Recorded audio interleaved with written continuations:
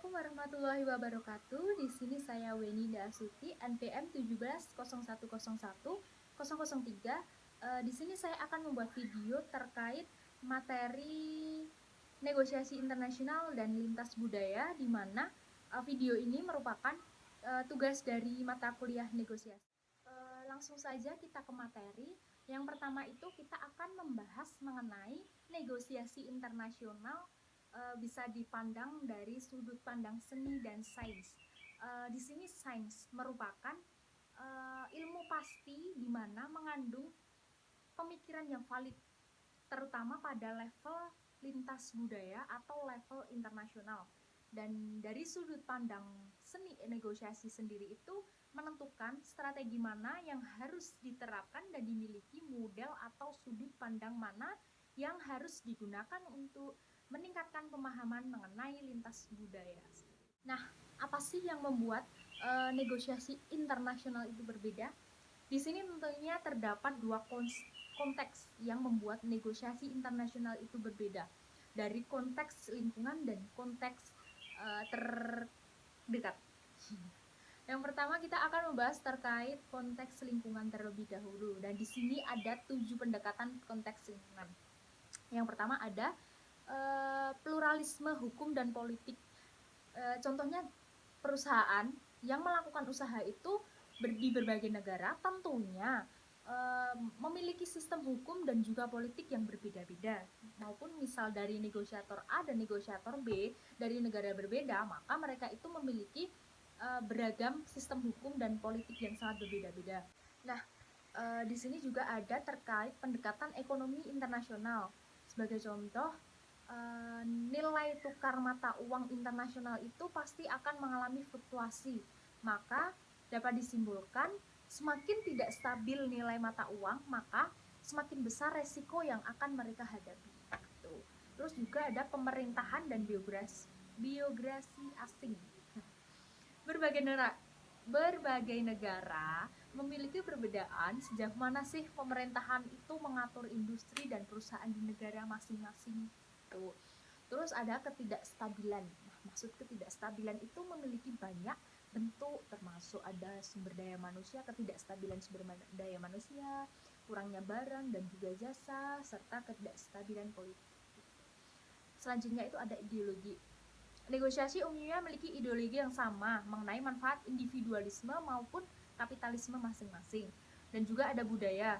Orang yang dari budaya berbeda, maka dalam melakukan negosiasi itu juga memiliki cara yang berbeda. Misal negosiator A dan negosiator B itu berbudaya itu berbeda, maka cara negosiator A dan negosiator B itu pastinya sangat berbeda.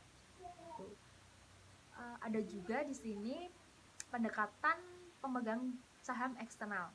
Yang dimaksud itu di mana orang dan organisasi itu memiliki kepentingan atau saham dalam hasil negosiator. Dan pemegang saham ini meliputi asosiasi usaha, peraturan buruh, kedutaan besar, dan juga asosiasi industri, dan masih banyak lagi tentunya. Itu terkait pendekatan atau terkait konteks lingkungan. Dan selanjutnya kita kedua terkait konteks terdekat.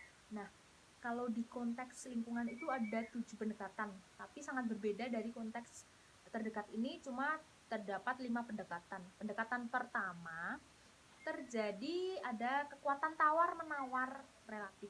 Nah, pendekatan ini merupakan salah satu aspek negosiasi internasional yang telah menerima banyak perhatian bagi peneliti.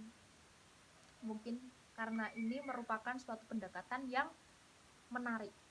Terus ada tingkat konflik. Tingkat konflik dan jenis hubungan itu tergantung antara pihak dalam dalam negosiasi. Lintas budaya ataupun apa itu sangat mempengaruhi proses dan hasil mereka. Terus ada hubungan antar negosiator. Nah, sejarah dari hubungan antar pihak tersebut akan mempengaruhi negosiasi yang berlangsung. Terus dan hasil yang diinginkan.